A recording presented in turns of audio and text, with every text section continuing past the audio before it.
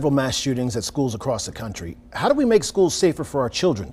WVTM 13's Ian Wright spoke to the candidates hoping to represent District 4 and get their take on ways to better secure schools. Yeah, Guy, we're going to start with Democrat Rick Neighbors. He says that finding a solution to school safety will be a collective effort and will also be multifaceted.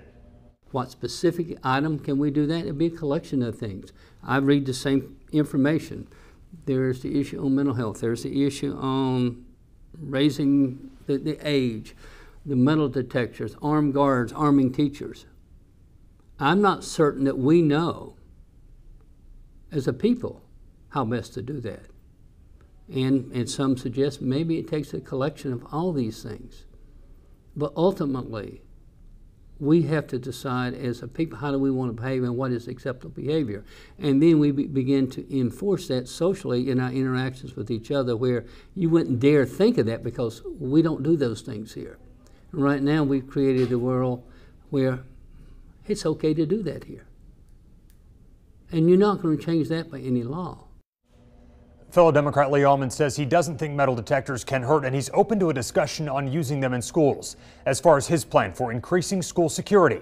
Less guns in our society in general, of course.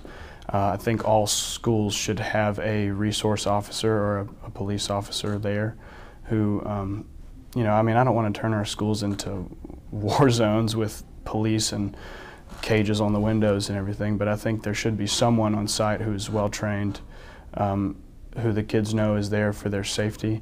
I don't think we need to arm teachers. I think teachers should be able to focus on teaching. And I don't have kids, but if I did, I wouldn't want them to go into a classroom with a teacher who had a weapon. I don't think they should even have to think about that.